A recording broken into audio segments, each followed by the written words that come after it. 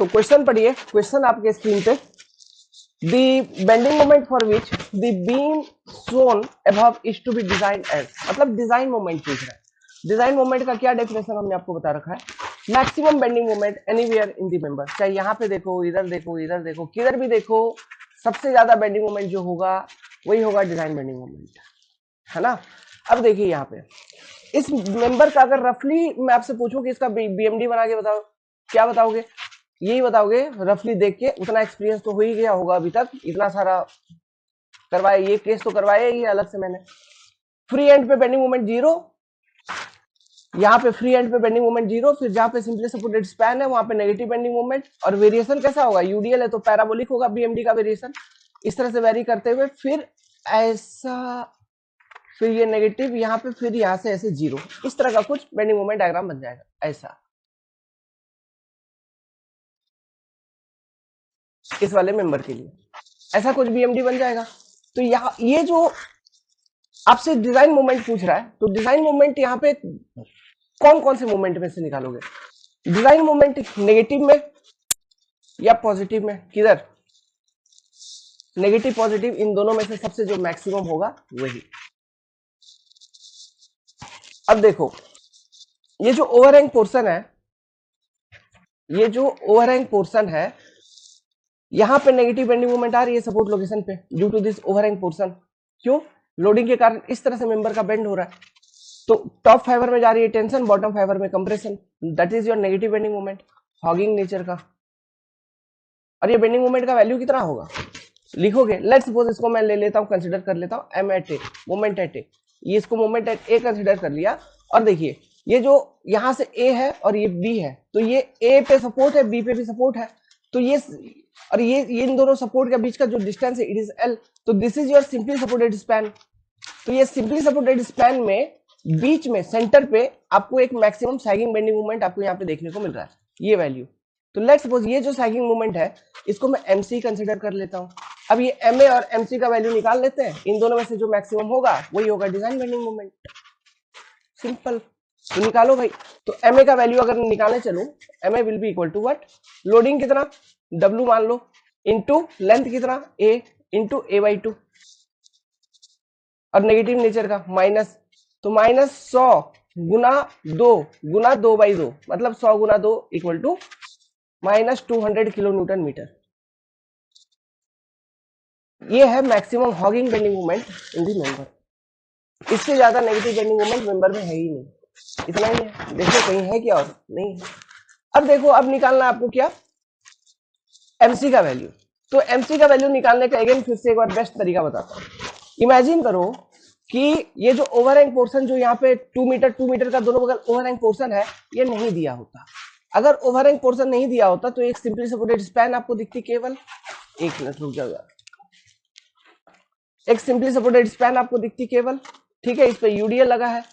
तो इस केस में जो बेंडिंग मोमेंट डायग्राम होता है वो कैसा होता है, सिंपली ऐसा, पूरे मेंबर पे positive bending moment diagram, sagging bending moment होता, और सेंटर पे आपको मैक्सिमम बेंडिंग मोमेंट मिलती है जिसकी मैग्नीट्यूड होती WL²/8। तो चूंकि यहाँ पे ओवरहैंग पोर्शन था उस कारण से ये सपोर्ट्स पे एक नेगेटिव बेंडिंग मोमेंट आई है, यही बात है, इस तरह का एक नेगेटिव बेंडिंग मोमेंट आई है। और ये सिंपली सपोर्टेड स्पैन वाले पोर्शन में जो बीएमडी शुरू हुआ था वो आपका यहां से शुरू हुआ, फिर ऐसा। तो आप ये सोचो ना, ये जो पिंक वाला मैंने बनाया है, ये पिंक वाला, ये थोड़ा नीचे घिसक गया बस, और कुछ नहीं। तो मेरे को ये सेंटर का पॉजिटिव वाला निकालना है, तो इसके लिए हम क्या करेंगे, देखो यहां से लेके यहां तक ये वैल्यू कितना है, मतलब ये इस वाले लाइन से है ना, यहां से लेके यहां तक टोटल वैल्यू होता है WL²/8। तो इसमें से मैं अगर घटा दूं ये मैक्सिमम नेगेटिव 200, तो क्या मुझे एमसी का वैल्यू मिल जाएगा? समझ में आ रहा है? ये मैं ऐसे कैलकुलेट कर रहा हूं, आप इक्वेशन लिखने का जो तरीका बताया था वहां से भी कैलकुलेट करोगे, यही वैल्यू उठाएंगे। इक्वेशन मतलब ये सपोर्ट रिएक्शन, पहले R A R B support reaction निकालो, फिर यहाँ पे एक्स एक्स सेक्शन लो, फिर एम एक्स का इक्वेशन लिखो फिर निकालो, या फिर इधर एक्स एक्स सेक्शन लेके फिर एम एक्स का इक्वेशन लिखो फिर निकालो मैक्सिमम, यही वैल्यूज आएंगे। समझ रहे हो? ये बस मैं आपको बता रहा हूँ क्योंकि ऑब्जेक्टिव ईएससी का क्वेश्चन है और उसमें कैलकुलेटर अलाउड नहीं है, टाइमिंग की भी बहुत हमको ध्यान रखना पड़ता है। तो इस तरह के क्वेश्चंस आपको डिफरेंट एग्जामिनेशन में देखने को मिलेगा। जो भी असिस्टेंट इंजीनियरिंग एग्जामिनेशन है उसमें देखने को मिलेंगे, एसएससी जेई में पूछ लेगा, ठीक है। इंजीनियरिंग सर्विस का तो ये है ही, गेट वगैरह में इतना इजी नहीं आता है, थोड़ा कॉन्सेप्ट वहां पे यूज होता है। गेट का क्वेश्चन सॉल्व करवाया था हमने, देखा होगा आपने, ओके। वहां पे लेवल अलग आती है, बहुत और ज्यादा कॉन्सेप्चुअल पूछता है, वहां पे पूरा कॉन्सेप्ट क्लैरिटी होना चाहिए, समझ में आ रहा है। तो चूंकि हम लोग गेट का क्वेश्चन पहले सॉल्व कर लिए तो ये सब चीज आप अब समझ रहे होंगे। तो इस तरह से हम निकाल लेंगे एमसी का वैल्यू। तो एमसी इक्वल टू कितना आ जाएगा, देखो W इक्वल टू 100, एल कितना है यहाँ पे जो सिंपली सपोर्टेड स्पैन है 8, 8 गुना 8/8 मतलब सीधा 8 लिखता हूँ, माइनस 200 मतलब 800 minus 200 plus 600 kilo newton metre. तो अब बताओ जो डिजाइन मोमेंट होगा क्या होगा, 200 और 600 में से मैक्सिमम कौन सा आ रहा है, 600, answer will B 600। Design bending moment means maximum bending moment anywhere in the span, इसी को हम सिंपली डिजाइन बेंडिंग मोमेंट कहते हैं। तो द मैक्सिमम बेंडिंग मोमेंट जो हमको यहाँ पे देखने को मिल रहा है that is your 600 kilo newton metre. आपसे अगर पूछता कि what is maximum hogging moment तो आपका जवाब होता 200 किलो न्यूटन मीटर, बिल्कुल, उससे ज्यादा नेगेटिव मूवमेंट यहाँ है नहीं। लेकिन अगर मैक्सिमम बेंडिंग मोमेंट केवल पूछा या जैसे कि मतलब design bending moment that is your 600 kilo newton metre. Clear है। चलिए बाकी डिजाइन का जो कॉन्सेप्ट है वो जो जब हमारा सब्जेक्ट आएगा, जैसे स्टील डिजाइन आएगा वहां देखेंगे, आरसीसी डिजाइन आएगा वहां देखेंगे। यहाँ पे इस वाले केस में अगर एक सेंटेंस एक नोट बना के अगर कॉपी में आपको एज ए फॉर्मूला लिखना है कुछ, ये क्वेश्चन तो सॉल्विंग करवा लिया, ये लिखना है तो लिख सकते हैं, इसको मिटा नहीं रहा हूँ, ये पीडीएफ आपको मैं प्रोवाइड कर दूंगा। एक नोट बना के ऐसे लिख सकते हो यहाँ पे एक नोट कॉपी में कि design bending moment, design bending moment क्या होता है, जो भी मेंबर में डिजाइन बेंडिंग मोमेंट पूछ रहा है, hogging moment HOGGING hogging moment, sagging moment, hugging मतलब नेगेटिव, सैगिंग मतलब पॉजिटिव का मैक्सिमम, ठीक है। इस तरह से एक फॉर्मूला बना के लिख सकते हैं in member, that is your design bending moment. Clear है। ये क्वेश्चन को पढ़िए, इंजीनियरिंग सर्विस का है, असर्शन रीजन है, बड़ा सिंपल है, एक विजुअलाइजेशन बेस्ड क्वेश्चन है। A horizontal beam hinged at one end and freely supported at the other end will be in static equilibrium under the inclined load applied on it। पहले ये condition बनाओ, जो ये condition यहाँ पे बोल रहा है कि एक बीम है, हॉराइजेंटल बीम है, ठीक है। तो ये हॉराइजेंटल बीम हमने दिखाया, ये कह रहा है अब कि एक एंड हिंज है, तो ये हिंज बना दिया हमने एक एंड, दूसरा एंड फ्रीली सपोर्टेड है मतलब रोलर सपोर्ट है, freely supported means roller supported है। बोल रहा है it will be in static equilibrium condition under inclined load applied. Inclined load कहने का मतलब है लेट्स सपोज मेंबर पे कहीं पर भी एक इस तरह का एक इंक्लाइंड लोड P मैग्नीट्यूड का inclined at some angle theta मैंने अप्लाई कर दिया। अब ये मेंबर स्टैटिक इक्विलिब्रियम में होगा या नहीं होगा, देखो सबसे पहले ये देखो, ये पी लोड को अगर मैं रिजॉल्व करूं, इस मेंबर इस बीम को मैं ऐसे दिखा सकता हूं, ये पी लोड को रिजॉल्व करूं तो ये एक फोर्स निकल के आएगा पी साइन थीटा, ठीक है, और एक हॉराइजेंटल फोर्स मेंबर पे लग रही होगी इसी पॉइंट पे जिसका मैग्नीट्यूड होगा P cos theta. After force resolution ये हमको मिलेगा। यहां पे आपका हिंज सपोर्ट था और इधर आपका रोलर सपोर्ट था। तो अब देखो ये जो पी कॉस थीटा सॉरी ये पी साइन थीटा का जो लोड है इसको दोनों आधा आधा कैरी कर लेंगे, ये आ जाएगा reaction P sine theta by 2, इधर आ जाएगा reaction P sine theta by 2, ठीक है। अब ये जो हॉराइजेंटल फोर्स लग रहा है एक्सियल डायरेक्शन में, इस फोर्स को यहां पे चूंकि ये वाला सपोर्ट हिंज है तो जितना का फोर्स लग रहा है पी कॉस थीटा इस डायरेक्शन में, उसके अपोजिट डायरेक्शन में support reaction P cos theta यहां पे डेवलप हो जाएगा, जिस कारण से ये हर एक तरह से बैलेंस होगा। ये इस तरफ फोर्स मतलब ये इंक्लाइन फोर्स अप्लाई करने के कारण किसी भी तरह का अनइक्विलिब्रियम दिख रहा है क्या, मतलब एक रिजिड बॉडी डिस्प्लेसमेंट दिख रहा है क्या मेंबर का, नहीं। वो दिखता कब दिखता, वो तब दिखता अगर आपसे ऐसा कहा होता क्वेश्चन में कि एक एंड, जैसे यहाँ पे हिंज बोला है तो आपको ये बोल देता कि ये एंड हिंज, ये भी हिंज नहीं है, दोनों एंड फ्रीली सपोर्टेड है, मतलब यहां पर भी रोलर होता। तो अगर यहां पर भी रोलर होता तो ये बताओ ये पी कॉस थीटा डेवलप होता? नहीं डेवलप होता। पी कॉस थीटा मतलब रोलर जहां पर भी होता है वो हॉरिजॉन्टल रिएक्शन डेवलप नहीं करती है। तो ये पी कॉस थीटा फोर्स लगने के कारण ये जो बीम है उन रोलर के ऊपर ऐसे स्लाइड कर जाती है, क्योंकि उस फोर्स को रोकने के लिए कुछ रिएक्शन नहीं है। समझ में आ रहा है? तो रिजिड बॉडी डिस्प्लेसमेंट हो जाता है, तो वो मेंबर आपका स्टैटिक इक्विलिब्रियम में नहीं होता। लेकिन कंडीशन यहाँ पे ऐसा नहीं है, एक एंड हिंज है ना, ये वाला एंड आपका हिंज है, तो हॉरिजॉन्टल डायरेक्शन में भी इक्विलिब्रियम यहाँ पे आपको मिलेगा, क्योंकि यहाँ पे रिएक्शन डेवलप हो रही है पी कॉस थीटा का। समझ में आ रहा है? तो रीजन अब पढ़ो क्या लिखा है, the hinge end will offer resistance to be the resistance to be the horizontal component of the applied force to balance the horizontal, मतलब थोड़ा रीजन कंप्लीट नहीं लिखा है, लेकिन वही कह रहा है कि ये स्टैटिक इक्विलिब्रियम में इसलिए है ये बीम इस इंक्लाइन लोडिंग के अंदर, क्योंकि जो हिंज एंड है वहां से हॉरिजॉन्टल रेजिस्टेंस आपको देखने को मिल रहा है। ठीक है, अगर वो हॉरिजॉन्टल रेजिस्टेंस वहां पर नहीं होता, वो कब होता, अगर वो हिंज नहीं होता तो वो, अगर वो भी सिंपली सपोर्टेड होता, मतलब ये simple freely supported roller support होता वहां पर भी, तो हॉरिजॉन्टल रिएक्शन देखने को नहीं मिलता। हॉरिजॉन्टल डायरेक्शन में मेंबर अनस्टेबल है, इक्विलिब्रियम में नहीं होती। समझ में आ रहा था? तो यहाँ पर असर्शन सही है, ठीक है, रीजन भी सही है। असर्शन क्यों सही है? असर्शन मतलब ये जो पूरा सेंटेंस है ये तो यही कह रहा है ना कि मेंबर स्टैटिक इक्विलिब्रियम में है, तो बिल्कुल है ये कंडीशंस के अकॉर्डिंग मेंबर स्टैटिक इक्विलिब्रियम में है। अब उसका रीजन यहाँ पे बोल रहा है कि वो स्टैटिक इक्विलिब्रियम में एक्चुअली इसलिए आ पाया क्योंकि एक एंड हमने हिंज सपोर्ट लगा दिया था और उस एंड पे हमारा हॉरिजॉन्टल डायरेक्शन में सपोर्ट रिएक्शन मिल रहा है, इसलिए वो स्टैटिक इक्विलिब्रियम में आया, इसलिए वो स्टेबल है। तो ये रीजन भी सही है। तो असर्शन रीजन का ऑप्शन मालूम हुआ है आपको कैसा कैसा होता है।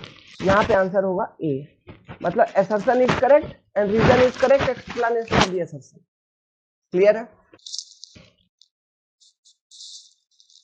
देखो एक बीम गिवन है, इसका आपको शियर फोर्स डायग्राम पूछ रहा है, इनमें से कौन सा एसएफडी होगा, तो ये कैसे निकालोगे? मान लो ये सपोर्ट है ए, ये बी है, यहाँ पे सपोर्ट रिएक्शन आर ए, यहाँ पे सपोर्ट रिएक्शन आपका हो गया आरबी। तो सपोर्ट रिएक्शन एक तो कैलकुलेट करना है, तो चलो इक्वेशन लिखता हूँ जो इक्विलिब्रियम कंडीशन है, तो मोमेंट वाला सीधा लिखता हूं, वहां से आर ए का वैल्यू निकल जाएगा अपने को, R A into two must be equal to what, must be equal to, देखो आर ए इंटू टू के कारण इस तरह से है मूवमेंट, मतलब क्लॉकवाइज है, यूडीएल के कारण एंटी क्लॉक आएगा। तो स्टैटिक इक्विलिब्रियम कंडीशन जब हम मूवमेंट का लिखते हैं उसमें यही करते हैं, clockwise equal to anti clock. तो यूडीएल के कारण कितना है 100 गुना एक लोड इंटू लग कितने पे रहा है 1/2 पे, मतलब 1 मीटर पे टोटल लोडिंग है ना, तो ये इसके सीजी से लग रहा होगा। हम पॉइंट बी के अबाउट लिख रहे हैं मूवमेंट का, मूवमेंट इक्विलिब्रियम कंडीशन, तो 0.5 1/2 मतलब 0.5। तो आर ए का वैल्यू क्या आ जाएगा, आर ए का वैल्यू आ जाएगा आपका, मतलब ये 0.5 हो गया, तो इसको और डिवाइड करो 2 से, तो 0.25 इंटू 100 25 किलो न्यूटन। तो आर ए का वैल्यू 25 किलो न्यूटन हो गया। ना वर्टिकल डायरेक्शन में force balance equation, R A plus R B equal to 100 into 1, मतलब 100 ओनली। तो आर ए का वैल्यू जब 25 आ गया तो आरबी का वैल्यू क्या आ जाएगा 75, तो आरबी का वैल्यू आ गया 75 किलो न्यूटन। ठीक है, आरबी का वैल्यू कितना आ गया 75 किलो न्यूटन। तो आर ए आरबी का वैल्यू मालूम है, और जहां पर ये यूडीएल है वहां पर एसएफडी का वेरिएशन होगा लीनियर, ये बात भी मालूम है। ठीक है, तो अब शियर फोर्स लिखो, शियर फोर्स लिखोगे यहां से एक्स एक्स सेक्शन लेके, ठीक है, तो शियर फोर्स यहाँ पे आर ए अपवर्ड दिख रहा है, लेफ्ट फेस पे अपवर्ड, राइट फेस पे downward, clockwise rotation, shear force positive है ना, और उसका मैग्नीट्यूड कितना 25। तो देखो 25 वाला पॉजिटिव में किधर दिखा रहा है, तो ये हो सकता है, देखो 25 इसमें है बी और सी, तो बी और सी दोनों में से कोई, अच्छा सी तो बी तो होगा नहीं, क्यों बी क्यों नहीं होगा, क्योंकि हम यहाँ पे 25 नेगेटिव में दिखा रहा है, ये 75 इधर पॉजिटिव में दिखा रहा है और यहाँ पे ये नेगेटिव में दिखा रहा है। तो यहाँ तो हमारा पॉजिटिव पहले से ही आ गया। ओके, नहीं एक मिनट रुक जाओ, क्वेश्चन में ये तो हम नेगेटिव पॉजिटिव मान लिए, यहाँ तो क्वेश्चन में ऐसा कहीं पॉजिटिव नेगेटिव दिया नहीं है। ठीक है, तो लेकिन एक बात तो क्लियर है ना कि ये जो ऑप्शन नंबर सी है ये नहीं होगा। बी सी पॉसिबल था क्योंकि 25 से शुरू हो रहा है, लेकिन सी नहीं होगा। क्यों? सी देखो एक ही साइड में फिर बढ़ रहा है, ऐसा तो होगा नहीं। क्यों? ये वाला पैटर्न आ सकता है, बिल्कुल आएगा। कैसे? आप कैलकुलेट करके देखिए। यहां अब देखो यहां तक ए से लेके, मान लो ये पॉइंट बी, तो ये इसको मैं सी पॉइंट कंसिडर कर लेता हूं। तो ए से लेके सी तक या फिर सी के जस्ट लेफ्ट तक जो शियर फोर्स होगा वो तो प्लस 25 ही होगा। तो मान लो ये प्लस में है नीचे वाला, तो ये प्लस 25 होगा। तो ये क्रॉस सेक्शन आपका ये वाला पॉइंट सी है मान लो, समझ गए?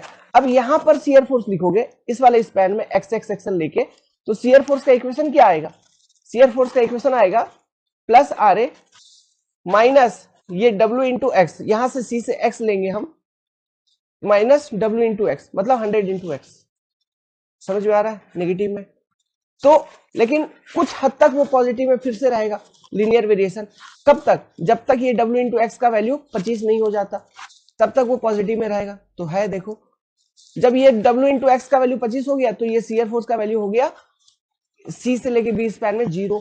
फिर वहां से फिर आगे बढ़ेगा और वैल्यू चलेगा अप टू 75 माइनस में। फिर यहाँ पे सपोर्ट रिएक्शन आर बी है ही, तो फिर से ये नीचे आ जाएगी 0 पे। तो ये नेगेटिव है इधर और ये पॉजिटिव, तो option number B is correct. समझ गए? तो अब इस तरह से आंसर कर सकते हैं। बस इस वाले क्वेश्चन में किया था, अपने को क्या जरूरत थी? अपने को जरूरत थी सपोर्ट रिएक्शन फाइंड आउट करने के लिए। सपोर्ट रिएक्शन निकाल के देख लेंगे, सिंपल क्वेश्चन। ओके, क्वेश्चन पढ़ो। In which of the following the point of contraflexure will not occur. Point of contraflexure मतलब स्पैन में बेंडिंग मोमेंट किधर 0 नहीं होगा। ठीक है, तो पहला वाला case, a two span continuous beam of equal span simply supported and loaded by UDL over both span. मतलब पहला वाला बीम देखना, ऐसा बोल रहा है, दो स्पैन का बीम है इक्वल लेंथ का, तो यहाँ और सिंपली सपोर्टेड है ऐसा, और पूरे पे यूडीएल है, पूरे पे यूडीएल है। ठीक है, तो इसका रफली बेंडिंग मोमेंट डायग्राम अगर बनाओ तो ये बात तो क्लियर है, बेंडिंग मोमेंट कहां पर? यहाँ पर जो फ्री एंड है यहाँ पर 0 होगा और इस वाले एंड पे भी 0 होगा बेंडिंग मोमेंट। तो ये 0 से शुरू होगा, पॉजिटिव में साइक्लिंग में चलेगा, शुरू होगा। लेकिन ये जो इंटरमीडिएट सपोर्ट है ना, यहाँ पर फिर नेगेटिव बेंडिंग मोमेंट देखने को मिलेगा, फिर ये नेगेटिव से पॉजिटिव में जाके फिर ये 0 आ जाएगी। इस तरह का बीएमडी का इस तरह का वेरिएशन आपको देखने को मिलेगा, मतलब पॉजिटिव पॉजिटिव लेकिन यहाँ पे नेगेटिव। तो स्पैन में यहाँ पर बेंडिंग मोमेंट 0 हो गया, इधर 0 हो गया, तो यहाँ पे दो कॉन्ट्राफ्लेक्सर पॉइंट आपको देखने को मिलेंगे। पहला केस। दूसरा केस, ए simply supported beam width UDL, मतलब कह रहा है एक सिंपल सपोर्ट बीम है जस्ट, अब इस पे यूडीएल लग रहा है ऐसा, तो बेंडिंग मोमेंट डायग्राम ऐसा ही होगा ना, पॉजिटिव। कहीं contraflexure point, 0 contraflexure point. A fixed beam loaded by UDL, fixed end beam है ऐसा, ठीक है, और पूरे पे यूडीएल है, ये पूरे पे यूडीएल है, तो फिक्स्ड एंड बीम और पूरे पे यूडीएल, तो इसका रफली अगर बेंडिंग मोमेंट डायग्राम बनाओ, ये तो पैराबोला बनेगा, लेकिन कैसा बनेगा? इसका बनेगा कुछ ऐसा, एक मिनट, ये देखिए,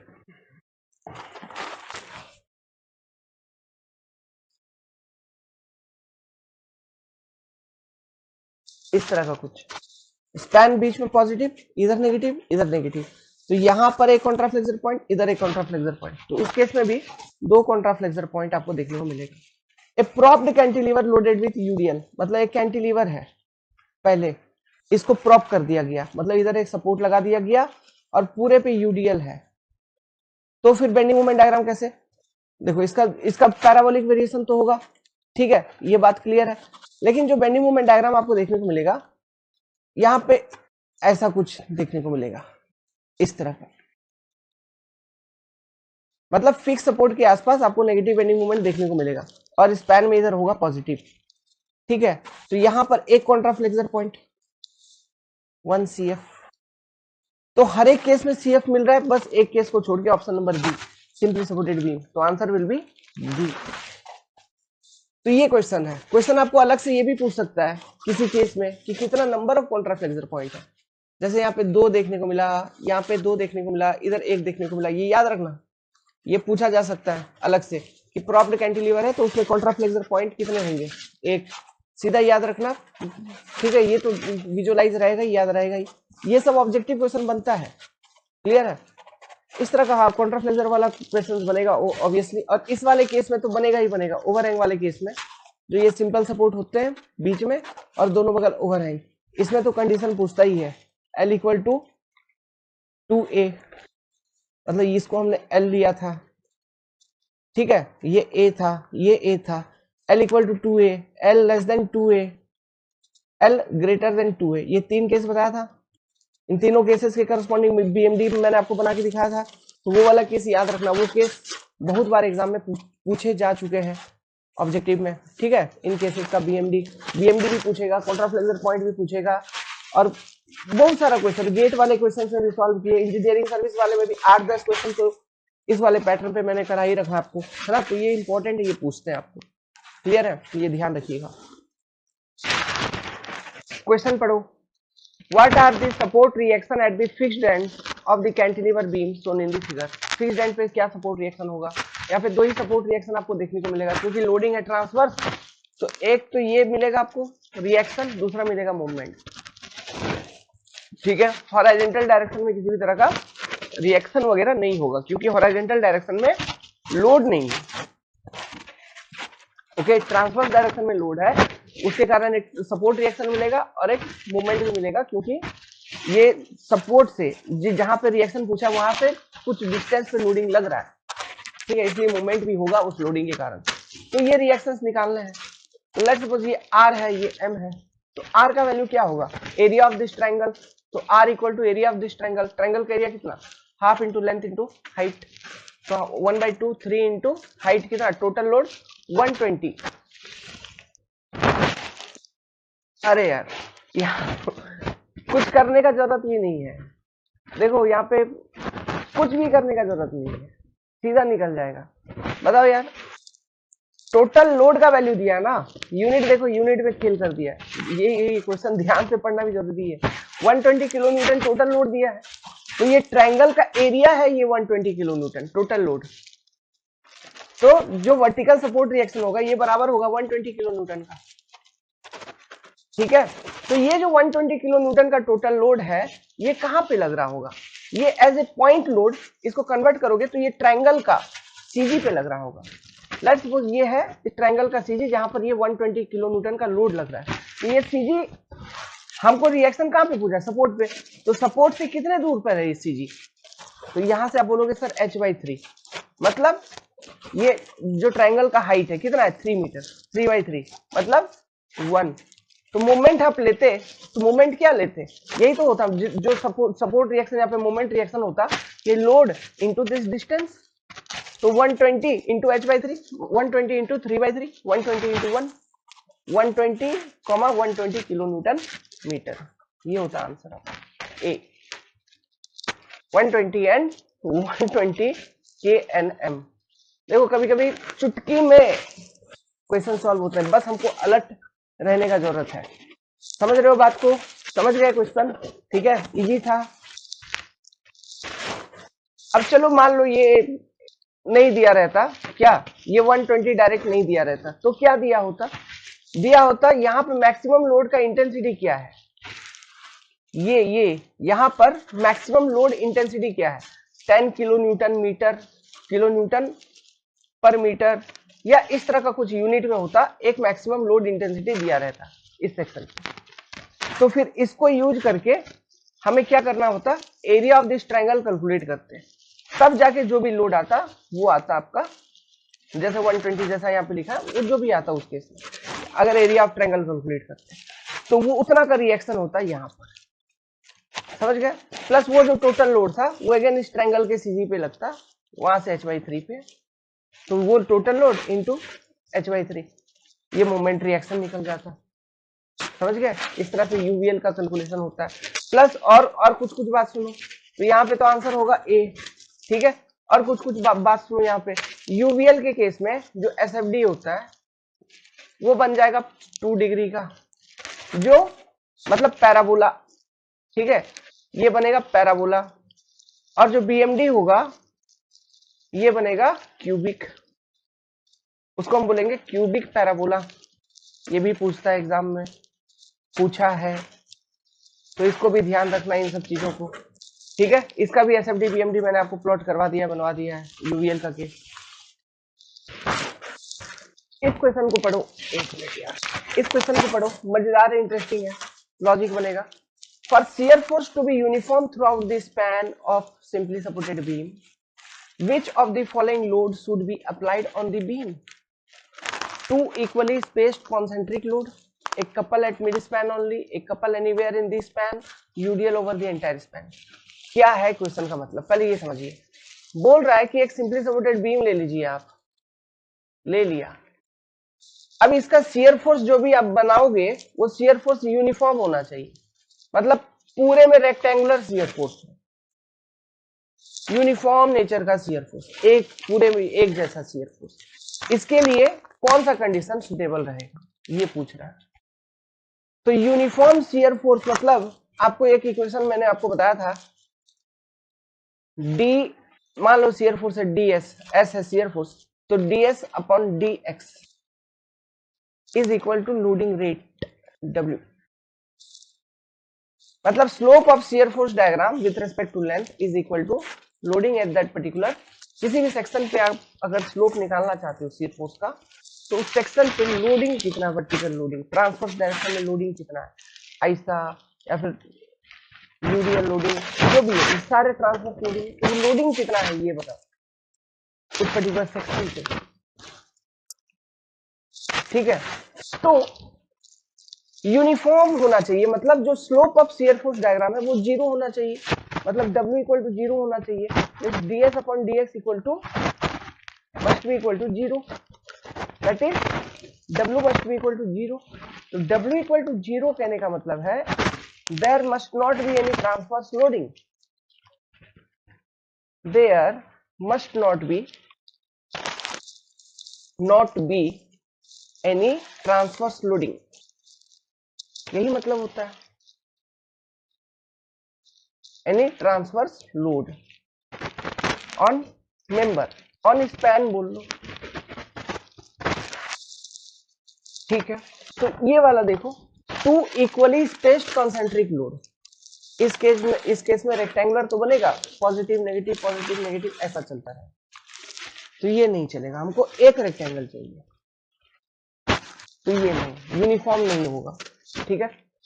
तो दिस इज, क्योंकि यहाँ पे नो ट्रांसवर्स लोड, या तो 2 इक्वली स्पेस्ड कंसेंट्रिक लोड है बोल रहा है, मतलब लोडिंग है बोल रहा है, तो ये तो ऐसे भी खत्म हो गया, W जीरो होना चाहिए, यूडीएल ओवर एंटायर स्पैन ये नहीं चलेगा, ठीक है, ये भी ट्रांसवर्स लोडिंग है।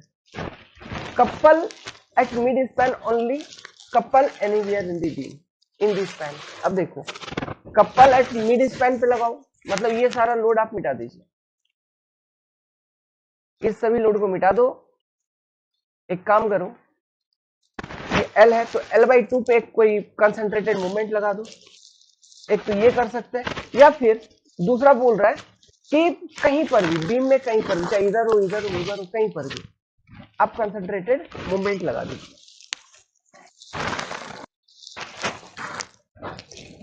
ठीक है, मतलब आप कहीं पर भी लगा दो मेंबर के ऊपर एक कंसंट्रेटेड मूवमेंट। दूसरा कंडीशन होता है, मुझे ये बताइए, चाहे आप सेंटर पे लगाएं या कहीं पर भी अप्लाई करें, इधर इधर कंसंट्रेटेड मूवमेंट, तो सपोर्ट रिएक्शन तो इक्वल एंड अपोजिट आएगा ना। यहाँ पे क्या बोला है, couple at mid span only, ये ओनली जोड़ दिया इधर, ऐसा तो नहीं है कि केवल मिड स्पैन पे लगाएंगे अगर एक मूवमेंट तभी दोनों सपोर्ट रिएक्शन इक्वल आएंगे। अरे आप कहीं पर भी सिंपली सपोर्टेड बीम के ऊपर एक मूवमेंट कहीं पर भी लगाओ, फर्क नहीं पड़ता, सपोर्ट रिएक्शन दोनों इक्वल एंड अपोजिट आएंगे। तो हमेशा जो एसएफडी बनेगा वो रेक्टेंगुलर बनेगा, यूनिफॉर्म बनेगा, है ना। तो यहाँ पे जो कंडीशंस हमारा करेक्ट है वो होगा सी, क्योंकि ये स्टेटमेंट भी गलत हो गया। ये स्टेटमेंट सही होता, ठीक है, ये स्टेटमेंट सही क्या होता, ये वाला स्टेटमेंट अगर है a couple anywhere in this span, तो ये स्टेटमेंट ज्यादा पावरफुल है as compare to statement B. अगर ये स्टेटमेंट हमेशा रहेगा ऑप्शन में, कोई भी ऐसा क्वेश्चन है जिसमें इस तरह के स्टेटमेंट है, तो हमेशा ऑप्शन सी डोमिनेटिंग होगा। सी में जो स्टेटमेंट लिखा है कि नहीं, ऑप्शन बी ओनली लगा दिया ना, ओनली नहीं भी लगाता तो भी ऑप्शन सी ही डोमिनेटिंग होता। एक कपल एट मिड स्पैन क्या है, आप कहीं पर भी लगाओ, मिड स्पैन पे लगाओ, इधर लगाओ, उधर लगाओ, कहीं पर भी लगाओ, support reaction equal and opposite आना ही है, ये हमको मालूम है। तो फर्क क्या पड़ता है, कोई फर्क नहीं पड़ता। और support reaction equal and opposite क्या आएगा हमेशा, मान लो ये कपल लगा है मैग्नीट्यूड m का, तो हमेशा जो सपोर्ट रिएक्शन होगा कोई एक का वैल्यू होगा, ये डिपेंड करेगा अब उसका डायरेक्शन के ऊपर, किसी एक का वैल्यू होगा m/l और दूसरे का वैल्यू होगा -m/l। यही होता है support reaction, equal and opposite हमेशा, ठीक है। अब कौन सा प्लस में रहेगा कौन सा माइनस में रहेगा, ये डिपेंड करेगा किस डायरेक्शन का मूवमेंट है, क्लॉकवाइज है या एंटी क्लॉकवाइज है, उसके अकॉर्डिंग आपका सपोर्ट रिएक्शन का वैल्यू हो जाएगा। समझ रहा है बात को, ठीक है। ऐसे क्वेश्चन पढ़िए, consider this simply supported beam AB, AB एक सिंपली सपोर्टेड बीम है, इसको कंसिडर करो, subjected to point load of equal magnitude as shown in the figure, ठीक है, ओके। L/3 L/3 L/3, तो ये भी L/3 हो गया सेंटर वाला स्पैन, ओके। ये लोडिंग याद रखना, इसको हम 2 पॉइंट लोडिंग कहते हैं, 2 पॉइंट लोडिंग, है ना। इसका यूज होता है, इस तरह का लोडिंग का यूज होता है, हम बताएंगे, ये कॉन्सेप्ट का यूज होगा आरसीसी में, इसका यूज होगा जब बिल्डिंग मटेरियल्स पढ़ेंगे वहां पर भी टेस्टिंग में होता है, ठीक है। सेम इस तरह का लोडिंग हम अप्लाई करते हैं, समझ गए, याद रखना इसको 2 पॉइंट लोडिंग बोला जाता है, मतलब 2 पॉइंट पे लोड लगा है बीम में, 2 इक्वल मतलब इक्वी डिस्टेंस, देखो L/3 L/3 L/3, ठीक है, और इसमें 2 इक्वल पॉइंट पे 2 लोडिंग लगाया गया है सेम मैग्नीट्यूड का, इसको 2 पॉइंट लोडिंग सिस्टम बोलते हैं। तो subjected to point load of equal magnitude as shown in figure, the portion CD of the beam is, CD portion के बारे में पूछ रहा है, मतलब C से लेके D तक, in pure bending, pure shear, having maximum bending moment, having maximum shear force. चलो देखते हैं, इसका पहले एसएफडी बनाओ यार, एसएफडी बीएमडी इसका क्या बनेगा, जैसे ये अभी यहाँ पे ये सिंपल सी बात है, ये सपोर्ट रिएक्शन W हो गया, ये सपोर्ट रिएक्शन इधर W हो जाएगा, तो इसका शियर फोर्स डायग्राम कैसा बनेगा, इसका शियर फोर्स डायग्राम अगर इस बीम का बनाऊं तो ये ऐसा चल के ये 0, ठीक है, ये A पॉइंट, ये C पॉइंट, ये प्लस में, फिर इधर यहां से ऐसे चल के यहाँ 0, ये माइनस में, ये W, ये W, ये W, ये W, ये हो गया इसका एसएफडी, ठीक है। तो AC वाले पोर्शन में शियर फोर्स है, फिर D से लेके B वाले पोर्शन में शियर फोर्स है, लेकिन जो CD पोर्शन में है यहाँ पे शियर फोर्स इक्वल टू 0 है, यहाँ पे आपको शियर फोर्स नहीं मिल रहा है, तो यहाँ पे चूंकि ये शियर फोर्स नहीं है, तो याद करो मैंने एक आपको सेंटेंस लिखवाया था, वो स्पैन जहां पर शियर फोर्स नहीं है, तो वहां पर बेसिकली क्या होता है, बेंडिंग मोमेंट उस सेक्शन में आपको मैक्सिमम देखने को मिलता है ना, उस सेक्शन में केवल बेंडिंग मूवमेंट होती है, केवल और केवल मूवमेंट। तो ये जो स्पैन है it is in pure bending, जो CD वाला स्पैन है ना ये प्योर बेंडिंग में है, समझ गए, क्यों, क्योंकि यहाँ पे शियर फोर्स इक्वल टू 0 है, तो ये स्पैन आपका कितना है, प्योर बेंडिंग में, और ये पूरे स्पैन पे बेंडिंग मोमेंट होगा कांस्टेंट, ठीक है, मतलब CD में। इसका BMD अगर बनाऊंगा ये कुछ ऐसा दिखेगा, सिंपली सपोर्टेड एंड पे तो मोमेंट 0, और ये C पे लोडिंग है W, D पे लोडिंग है W, तो यहाँ से यहाँ तक लीनियर वेरिएशन होगा BMD का, तो इस तरह से वेरी करेगी, और मोमेंट का वैल्यू कितना होगा, W into L/3, W L/3, ये W इंटू L/3, ऐसा, फिर यहां से यहां तक कांस्टेंट बेंडिंग मोमेंट, फिर उसके बाद फिर यहाँ पे ऐसे आ जाएगा 0, फिर ये भी WL/3। तो ये देखो, ये वाले स्पैन में कोई बेंडिंग मोमेंट में वेरिएशन नहीं है, पूरा 3D स्पैन में बेंडिंग मोमेंट इज पॉजिटिव स्टैगिंग में है, मैक्सिमम भी है। समझ में आ रहा है? ये बनेगा इसका BMD। तो ये जो पोर्शन है ये प्योर बेंडिंग में है, या फिर प्योर फ्लेक्सर कंडीशन इसको बोलते हैं, प्योर फ्लेक्सर। ओके, इस क्वेश्चन को पढ़ो, आंसर करो। सिंपल है। What is the bending moment at A for the bent column as shown in the figure. Bending moment होगा कितना? Answer is your 0। क्यों? लॉजिक बताओ। देखो, ये पॉइंट ई और पॉइंट ए क्या एक ही लाइन ऑफ एक्शन में है? लोड यही है ना, 10 किलो न्यूटन, तो ये क्या एक ही लाइन ऑफ एक्शन में है? तो ये 10 किलो न्यूटन का लोड पॉइंट ए से ही तो पास कर जा रहा है, तो इसके कारण पॉइंट ए पे किसी भी तरह का बेंडिंग मोमेंट आएगा क्या? किसी भी तरह का बेंडिंग मोमेंट पॉइंट ए पे नहीं आएगा। समझ गए बात को? आप अगर लोड शिफ्टिंग करते हुए भी आएंगे तो सब कुछ अंदर अंदर कैंसिल होते हुए यहाँ पे 0 आ जाएगा। बेंडिंग मोमेंट कब आता है? किसी पॉइंट पे, जैसे ये पॉइंट है ए, ठीक है, ये पॉइंट है ए, तो बेंडिंग मोमेंट इस ए पॉइंट पे तभी आएगा जब लोड मैं एक पर्टिकुलर परपेंडिकुलर डिस्टेंस पे लगाऊंगा यहाँ से, तब जाके यहाँ पे भले बेंडिंग मोमेंट देखने को मिलेगा। अभी जैसे कि इस केस में अगर मैं आपको बताऊं, इसी केस में अगर लोड यहाँ पे, जैसे यहाँ पे 10 किलो न्यूटन का लोड पॉइंट ई पे लगाया है ना, वहां पे ना लगा के यहाँ पे लगाता पॉइंट डी पर, तो पॉइंट डी पे अगर 10 किलो न्यूटन का लोड लगा देता तो perpendicular distance from point A कितना हो गया? 1 मीटर। तो 10 इंटू 1 मीटर का एक इस तरह का मूवमेंट यहाँ पे सपोर्ट ए पे देखने को मिलता है, 10 किलो न्यूटन मीटर का, तब डेफिनेटली मिलता है। समझ में आ रहा है? लेकिन अभी नहीं मिलेगा, अभी मिलेगा आपको 0। क्यों?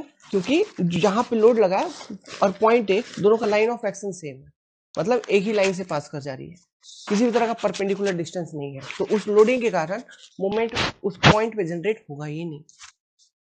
समझ गए बात को? ठीक है, तो ये कॉन्सेप्ट है। बाकी तोड़ के भी देखोगे तो भी 0 आ जाएगी। देखिए, मैं इसको मिटाता हूं, लोड शिफ्टिंग करके दिखा देता हूं। देखो, जैसे पॉइंट ई है, पॉइंट ई से पॉइंट डी पे लोड शिफ्ट करोगे, तो पॉइंट ई से पॉइंट डी पे मैं कर रहा हूं, तो ये मान लो कि ये पॉइंट डी है, तो यहाँ पे 10 किलो न्यूटन का लोड, ठीक है, इसके साथ एक मूवमेंट ऐसा, देखो क्लॉकवाइज नेचर का, और कितना? 10 किलो न्यूटन मीटर का, ये शिफ्ट हो गया पॉइंट डी पे।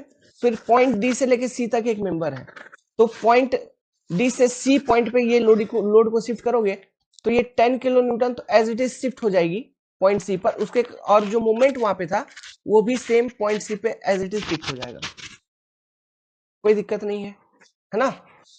नाउ अब पॉइंट बी पे शिफ्ट करो, पॉइंट बी है इधर और डिस्टेंस इज अगेन 1 मीटर। तो देखो, पॉइंट बी पे सबसे पहले ये मूवमेंट जो यहाँ पे था सी पे, इसी को उठा के आपने इधर शिफ्ट कर दिया, प्लस ये 10 किलो न्यूटन का जो लोड है इसको यहाँ पे शिफ्ट करोगे। अब इसको शिफ्ट करोगे तो इसके कारण एक मूवमेंट भी शिफ्ट होगा, मूवमेंट ऐसा शिफ्ट हो जाएगा, तो दोनों इक्वल एंड अपोजिट, ये भी 10 किलो न्यूटन मीटर का, दोनों इक्वल एंड अपोजिट ना, तो कैंसिल आउट 0, और बचा का खाली पॉइंट बी पे 10 किलो न्यूटन का लोड, जो कि है axial load for A B member.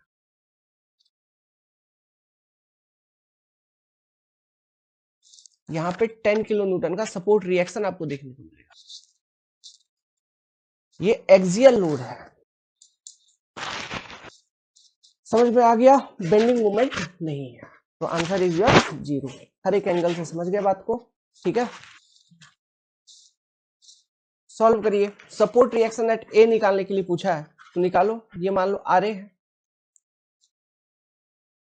ठीक है, एक मिनट, ठीक है, तो अपने को निकालनी है सपोर्ट रिएक्शन, तो कैसे निकालेंगे? Summation of moment about point B equal to 0 लिखते हैं। ये तो लिखा जा सकता है यहाँ पे। क्यों लिखा जा सकता है? अरे भाई, क्योंकि वो रोलर सपोर्ट है, यहाँ पे मोमेंट रिएक्शन होगा जीरो, तो स्टैटिक इक्विलिब्रियम कंडीशन, ये एक इक्वेशन लगाएंगे, यहाँ से आर ए का वैल्यू मालूम हो जाएगा। Clockwise moment equal to anti clock करना है, तो R A into 8 minus 50 into 4 plus 120। 120 plus क्यों किया, देखो आर ए का हमने पॉजिटिव लिया है ना, मतलब तो आर ए का इफेक्ट कैसा है, ऐसा क्लॉकवाइज। अब ये 120 किलो न्यूटन का जो मूवमेंट है, ये भी पॉइंट बी पे अगर शिफ्ट करोगे तो ये भी क्लॉकवाइज ही तो है, ये इस तरह से दिख रहा है, तो ये क्लॉकवाइज ही तो है।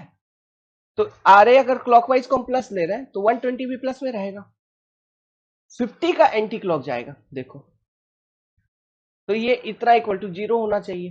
तो यहां से क्या हो गया, R A into 8 equal to 5 चौके 20, मतलब 200 प्लस 120 इक्वल टू 0।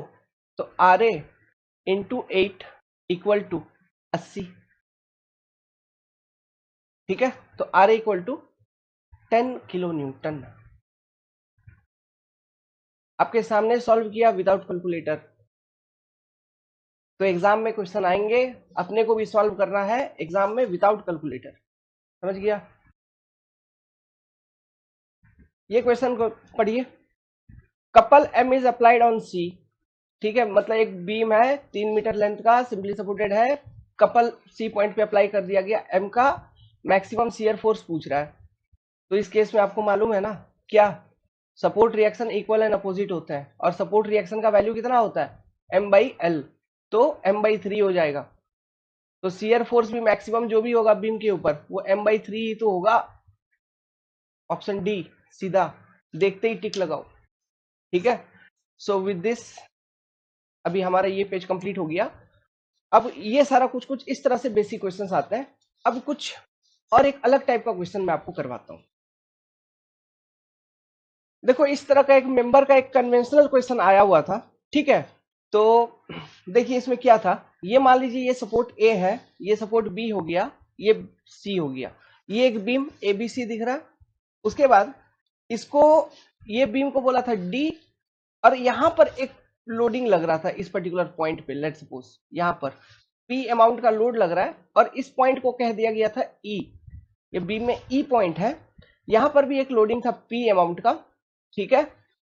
और फ्री एंड पे ये पॉइंट हो गया एफ, ठीक है, यहां पर एक मोमेंट लग रही थी पी ए, ओके। अब जो स्पैन है, स्पैन कैसा कैसा दिया था देखिए, ये यहां से एक पोर्शन, फिर ये एक पोर्शन, ये एक पोर्शन, सभी पोर्शन का लेंथ था ए। समझ गया बात को, बीम कैसा है, इसका भी ए, इसका भी ए, इसका भी ए, इसका भी ए। अब क्वेश्चन था कि draw SFD and BMD for beam ABC, ABC, ये इंजीनियरिंग सर्विस एग्जामिनेशंस में ये कन्वेंशनल क्वेश्चन आया हुआ था, एसएससी जेई में भी आ सकता है इस तरह का, ठीक है। गेट में ऑब्जेक्टिव क्वेश्चन आ सकता है, डेफिनेटली इस तरह का क्वेश्चन पूछा जा सकता है, ऑब्जेक्टिव क्वेश्चन भी पूछा जा सकता है। यहां से जो लॉजिक अभी डेवलप होकर निकलेगा, उस लॉजिक को यूज करता हुआ ऑब्जेक्टिव क्वेश्चन भी बहुत सारा आपको देखने को मिलेगा यहां से, ठीक है। तो आपसे पूछा क्या है, जो एबीसी बीम है, एबीसी निचला वाला जो बीम है, इसका एसएफडी एंड बीएमडी बनाइए।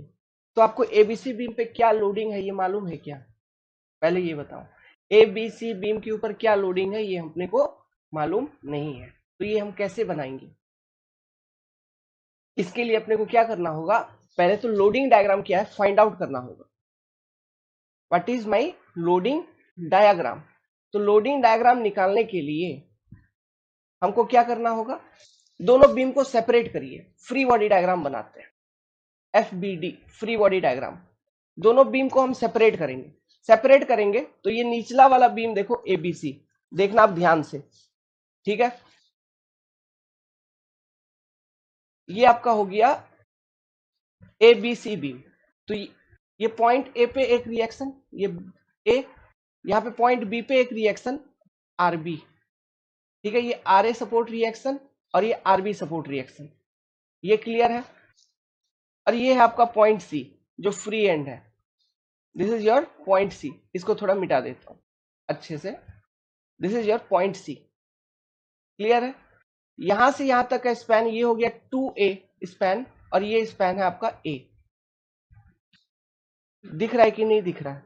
एक मिनट में और थोड़ा ऊपर लिख दूं, नहीं तो नीचे हमारा नाम पता गांव आ रहा होगा। ये स्पैन है 2 times a and this span is b से लेके c तक का स्पैन कितना है a। तो ये निचला बीम हो गया abc। अब इसके ऊपर लोडिंग क्या है वो हमको फाइंड आउट करनी है। तो देखो डी ई एफ जो बीम है उसको अलग करते हैं। तो ये बीम है आपका डी ई एफ ऐसा। जब डी ई एफ बीम को मैं अलग करूंगा तो डी पॉइंट पे एक लोड लग रहा है पी, ये पॉइंट है आपका डी। ई पॉइंट पे एक लोड लग रहा है पॉइंट लोड पी, ठीक है। और एफ पॉइंट पे, ये पॉइंट है एफ, यहां पे क्लॉकवाइज मूवमेंट लग रही है पी ए मैग्नीट्यूड का। This is your point F ऐसा। तो देखिए ये जो डी ई एफ बीम था ये तो एबीसी बीम के ऊपर सपोर्टेड था। जहां पे सपोर्ट है, जहां पर सपोर्ट है, जैसे ये वाला एक सपोर्ट है, ठीक है, पॉइंट डी पे। और ये वाला जो पॉइंट है पॉइंट सी, यहां पर भी सपोर्ट था। तो यहां पर तो इस वाले बी में सपोर्ट रिएक्शन देखने को मिलेगा अपवर्ड ऐसा। सीधा लगा दो। कौन सा? इसका ये आर डी और ये आर सी, ठीक है। ये सपोर्ट रिएक्शन देखने को मिलेगा। अब देखिए चूंकि ये दोनों बीम आपस में कनेक्टेड थे तो यहां पे सपोर्ट रिएक्शन ऊपर, तो यहीं पर इक्विलिब्रियम के लिए ये सपोर्ट रिएक्शन नीचे आरडी। समझ गए बात को? सिमिलरली यहां पे एक पॉइंट लोड आरसी आपको देखने को मिलेगा पॉइंट सी पे। तो ये बन गया आपका फ्री बॉडी डायग्राम। हो गया इक्विलिब्रियम खत्म। तो अपने को एबीसी बीम जो मेरा नीचे निचला वाला बीम है इसका एसएफडी बीएमडी बनाना है। तो इसके लिए हमें लोड कैलकुलेशन करनी है। तो इस पे लोड कौन सा है? इस पे दो ही लोड है, एक तो है आरडी और दूसरा लोड जो है वो है आरसी। आरडी एंड आरसी, समझ गए? तो हमें बेसिकली क्या करना है, आरडी निकालनी है, आरसी निकालनी है। और ये आरडी आरसी कैसे निकलेगा? डी ई एफ, ये पॉइंट ई है, डी ई एफ बीम को सॉल्व करने के बाद हमें आरडी और आरसी का वैल्यू मिल जाएगा सपोर्ट रिएक्शन का। तो वही सपोर्ट रिएक्शन यहाँ पे नीचे लग रहा है वो निकल जाएगा। अब उसके बाद हम क्या करेंगे, जब ये आरडी और आरसी का वैल्यू निकल जाएगा, लोडिंग मालूम हो जाएगा, तो आरए और आरबी कैलकुलेट कर लेंगे, वो मालूम हो जाएगा। वो कैलकुलेट हो जाएगा तो हम इजीली फिर shear force and bending moment diagram बना सकते हैं इसका। समझ गए बात को? ये तो ये होती है फ्री बॉडी डायग्राम बनाना। समझ गए बात? तो चलो पहले बीम सॉल्व किया जाए। Solving D E F beam for calculating support reaction RD and RC. तो ये है आपका डी ई एफ बीम। तो ये स्पैन दिखा देता हूं, यहां से यहां तक ए, ये भी ए, ये भी ए। तो इक्विलिब्रियम इक्वेशन अप्लाई करूंगा, R D plus R C is equal to 2p। अब क्या करते हैं, taking summation of movement about point D equal to 0, clockwise equal to anti clock लिखते हैं। तो ये देखो P इंटू ए जो पॉइंट एफ पे लग रहा है ये डी पे क्लॉकवाइज है ना। तो P इंटू ए क्लॉकवाइज को पॉजिटिव में लिया तो एंटी क्लॉक को नेगेटिव में लेते हैं। तो minus R C into 2a, ठीक है, फिर प्लस P इंटू ए,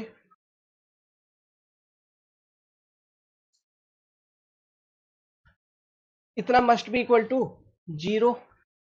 तो यहां से 2pa minus 2arc equal to 0, मतलब 2pa इक्वल टू 2arc। तो यहां से 2a, इधर से 2a खत्म, rc इक्वल टू p। तो rc इक्वल टू p निकला तो rd भी p निकल जाएगा। तो rd will be also p। तो rc और rd का लोड वैल्यू आपने पता लगा लिया, और यही rc और rd एबीसी बीम पे लग रहा था। तो अब एबीसी बीम का हमको एसएफडी बीएमडी प्लॉट करना है। तो एबीसी बीम,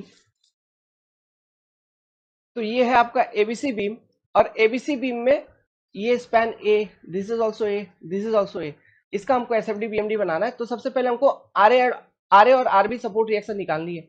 तो static equilibrium condition, RA plus RB must be equal to what, RD plus RC, RD plus RC, मतलब RA plus RB both is equal to 2p, equation 1।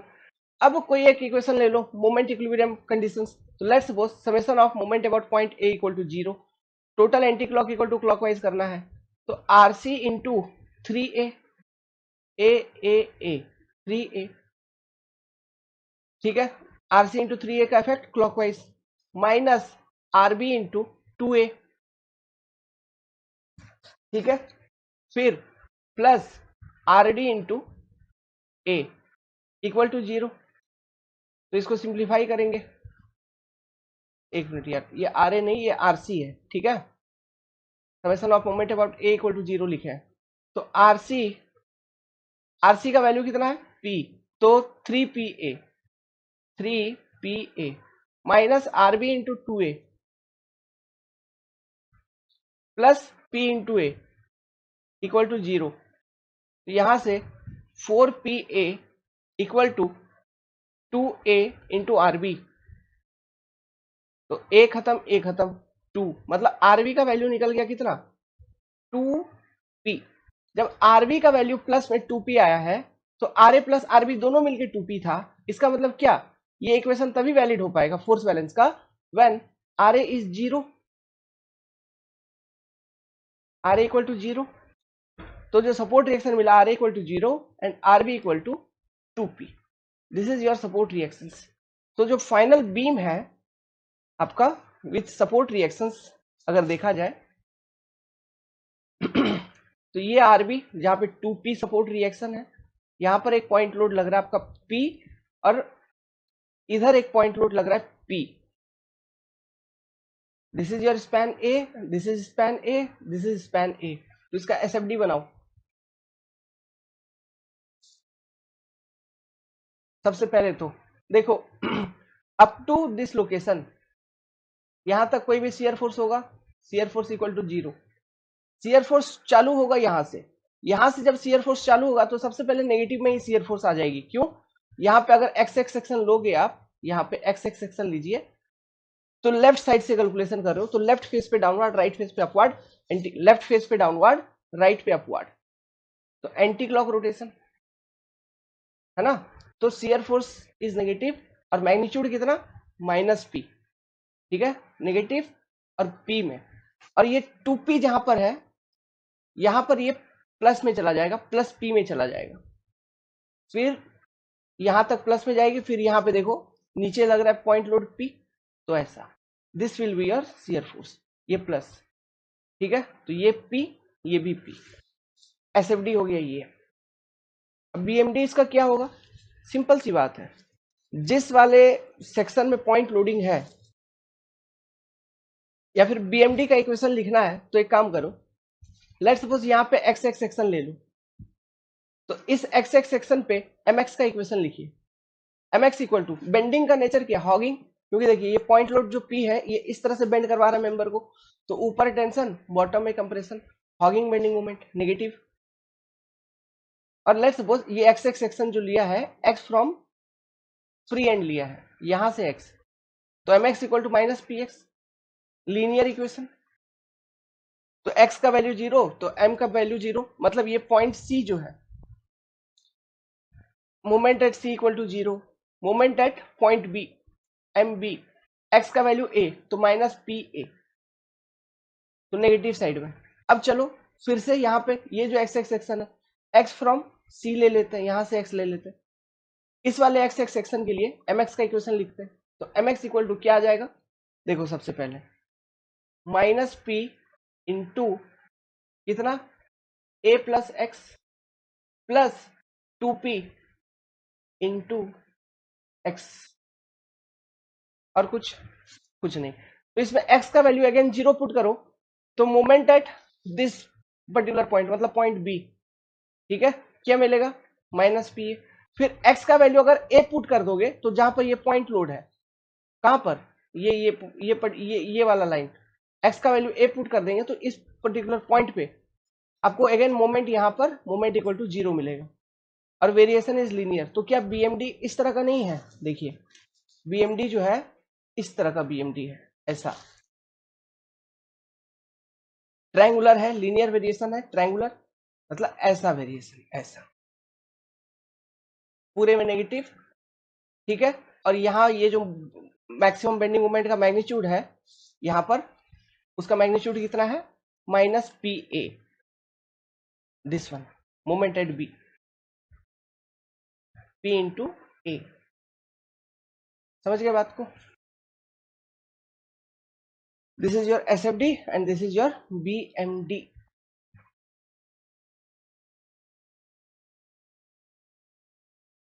Clear है? इस तरह के questions भी आते हैं। तो यहाँ पे बहुत सारा चीज आपने सीखा। इस क्वेश्चन में क्या सीखा, ये देखो वेरिएशन लीनियर है ना, ये इक्वेशन लिख लिया हमने, इक्वेशन वेरिएशन इज लीनियर। मैं इतना स्पीड में इसलिए निकल रहा हूँ, एसएफडी वगैरह ऐसे ही बना दिया क्योंकि इससे पहले बहुत सारा कैलकुलेशन आपको करवा रखा है, बहुत सारा कॉन्सेप्ट बता रखा है, तो आप समझ रहे हो कैसे हमने लिखा। एक्स सेक्शन लिया, सेक्शन के लेफ्ट में डाउनवर्ड तो राइट में अपवर्ड, तो negative shear force P magnitude का, तो नीचे गया तो ऊपर, इधर अब ऊपर आ रहा है तो वो पी पहले 0 होगा, फिर और एक पी बच रहा है तो वो ऊपर और चला जाएगा पॉजिटिव में, फिर गया पॉजिटिव में, पॉइंट सी पे फिर नीचे है, ऐसा। समझ रहे हो बात को? ठीक है। और ये mx का इक्वेशन ऐसे, और mx का इक्वेशन में x फ्रॉम एक बार मैंने पॉइंट सी से लिया और ये पॉइंट बी से एक बार x लिया, फिर x का वैल्यू जैसे जैसे पुट करोगे हर एक पॉइंट पे एम सी एम बी, फिर ये पॉइंट जो भी है, ये पॉइंट कौन सा है, ये पॉइंट डी है शायद, ठीक है डी, तो एट पॉइंट डी आपको सारा मोमेंट निकल जाएगा, x का वैल्यू जैसे पुट करेंगे। इसी इक्वेशन में, इस वाले इक्वेशन में x equal to A put करोगे तो मोमेंट एट डी मिलेगा जिसका मैग्नीट्यूड होगा 0।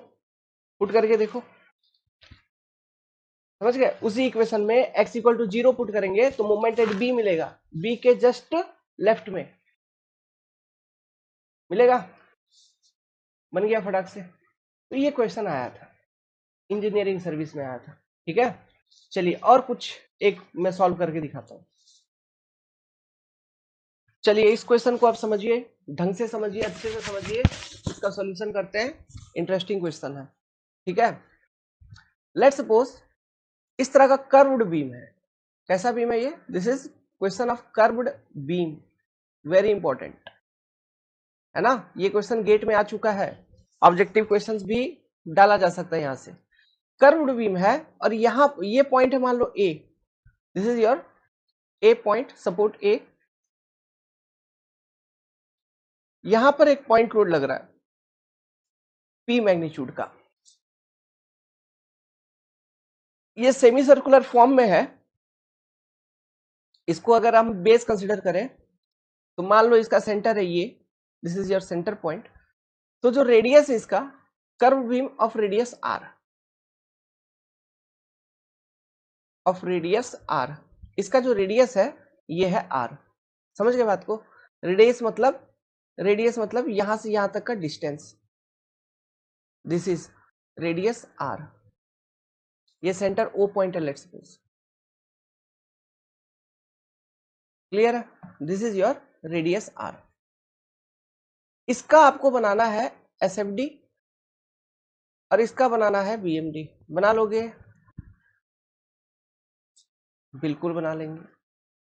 सबसे पहले मेरे को बताओ, जो सपोर्ट रिएक्शन देखने को मिलेगा पॉइंट ए पे, जैसे यहाँ पे अच्छा ये पॉइंट ए हो गया, तो let's suppose this point it is your B and this point is your C. ये एबीसी बीम है, कर्व्ड बीम, ठीक है।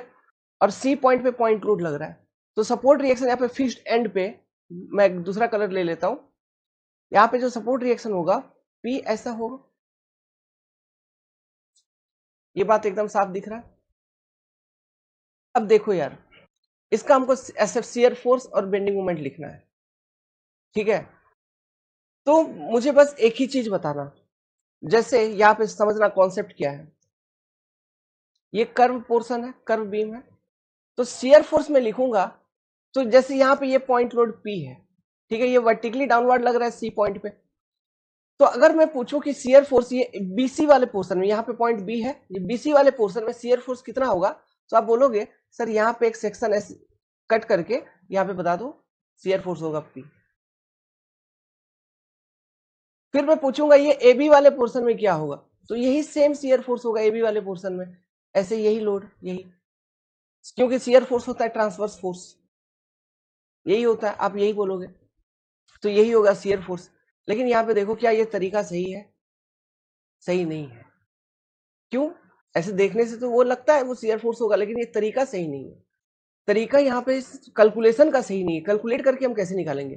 देखिए बेसिक मैं क्या बताना चाह रहा हूं, शियर फोर्स है ट्रांसवर्स फोर्स। ट्रांसवर्स फोर्स मतलब ये जैसे ये कर्व बीम है, कर्व बीम, तो क्या इसका ये अगर ऐसा मैं एक्स एक्स सेक्शन यहाँ पे कट करूंगा, तो क्या ये x x section transverse section है?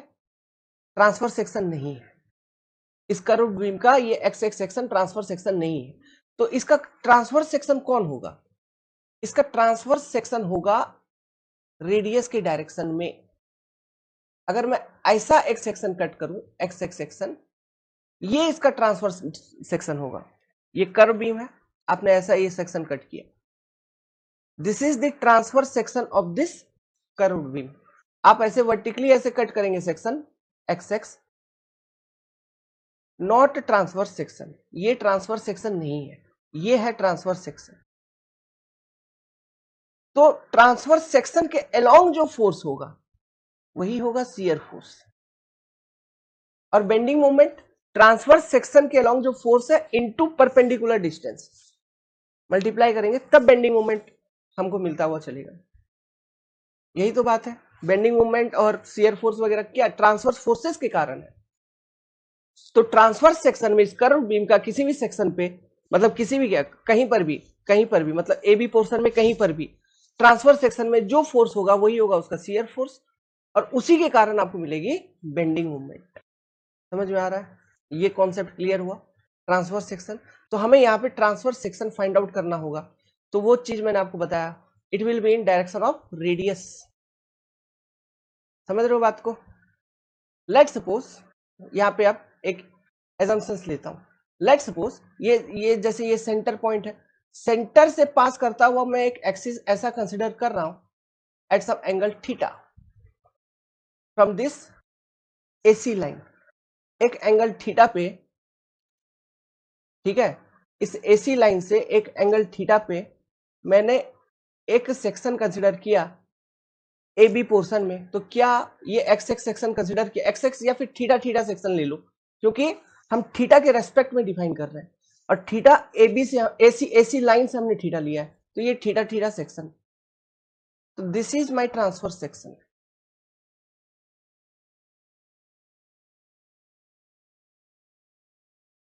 ये है मेरा ट्रांसफर सेक्शन। समझ में आ रहा है? ठीक है, कर्व बीम ऐसा था, ऐसा अपने एक्स एक्स कट कर देंगे यहाँ पे, तो ये ट्रांसफर सेक्शन नहीं है। ट्रांसवर्स डायरेक्शन में होना चाहिए तो ही ट्रांसफर सेक्शन है। समझ गए? ओके, तो ये आपका ट्रांसफर सेक्शन है। तो हमको थीटा डायरेक्शन में फोर्स निकालना है, ठीक है। तो अगर मैं इसी सेक्शन को यहां पे ऐसे आपको दिखाऊं, इस सपोर्ट पे थोड़ा अगर सिंप्लीफाई करें, तो ये सेम थीटा मतलब सेम डायरेक्शन है थीटा,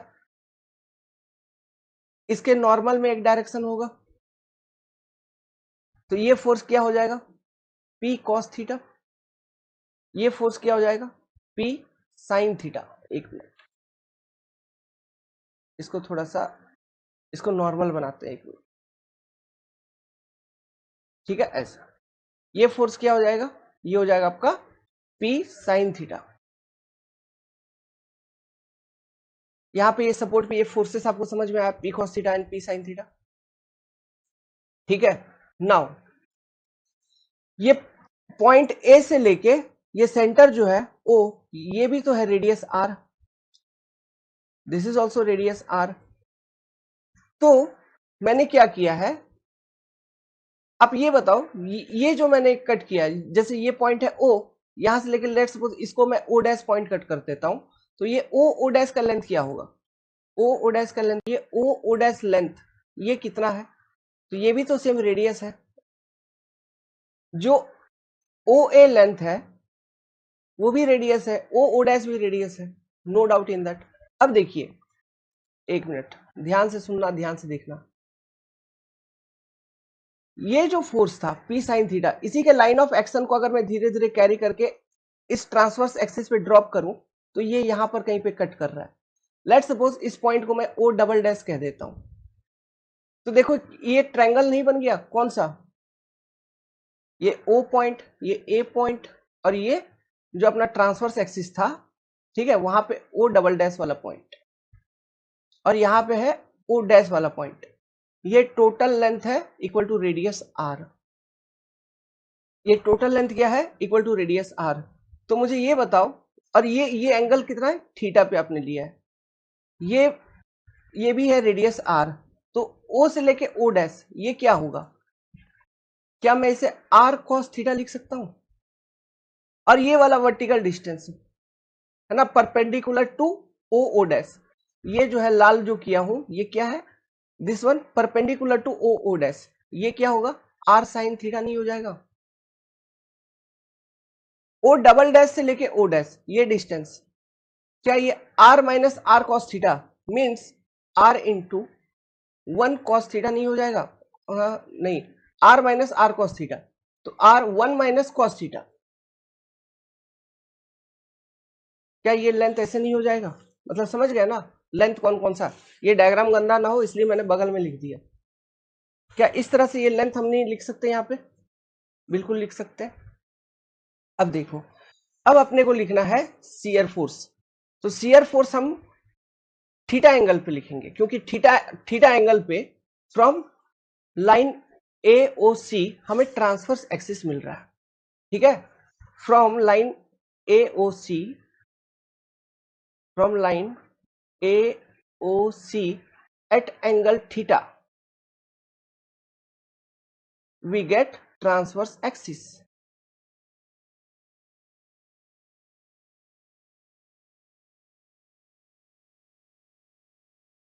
समझ रहे हो कि नहीं बात? और ये लेंथ वगैरह क्लीन है, ठीक है, यहां पे लिख देता हूं बगल में, ये जो लेंथ है ये r sin थीटा हो गया। यहां से ये जो छोटू सा लेंथ है ये r 1 माइनस कॉस थीटा हो गया। यहां पे ये जो छोटू सा लेंथ है ये r cos थीटा हो गया। ओके, तो ये सारे लेंथ वगैरह यहाँ पे आपने देख लिया, और ये P फोर्स को आपने इस तरह से रिजॉल्व कर लिया along transverse and normal to duct, दोनों आपने वो P रिएक्शन को ऐसे रिजॉल्व कर लिया। अब लिखते हैं शियर फोर्स। तो यहाँ पे देखो स्पैन, देखो A से लेके B, B से लेके C, दो स्पैन। अब थीटा इमेजिन करना, थीटा इक्वल टू, थीटा मैंने कहां से लिया है, AOC से, तो थीटा इक्वल टू 0 डिग्री सबसे पहले, तो पॉइंट ए पे आपको शियर फोर्स मिलेगा। थीटा का वैल्यू जैसे जैसे मैं बढ़ाते चलूंगा तो ए बी स्पैन में मेरे को शियर फोर्स मिलते चलेगा। थीटा का वैल्यू जितना भी रखूंगा, 0 से फिर बढ़ाऊंगा 10 डिग्री 20 डिग्री, तो उसके अकॉर्डिंग मेरे को शियर फोर्स मिलता हुआ चलेगा।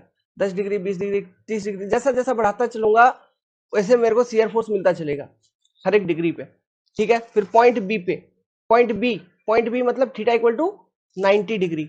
फिर पॉइंट सी, मतलब वो लाइन को आपने सीधा एकदम स्ट्रेट कर दिया, फिर पॉइंट सी पे मतलब थीटा इक्वल टू 180 डिग्री। तो थीटा इक्वल टू 0 डिग्री मतलब point A, theta equal to 90 degree मतलब पॉइंट बी पे आपको जो भी फोर्स वगैरह निकालना है वो मिलेगा। थीटा इक्वल टू 180 डिग्री मतलब पॉइंट सी का जो भी आपको बेंडिंग मोमेंट शियर फोर्स निकालना है वो मिल जाएगा। इस तरह से हमने ये ट्रांसवर्स एक्सिस को डिफाइन किया यहाँ पे।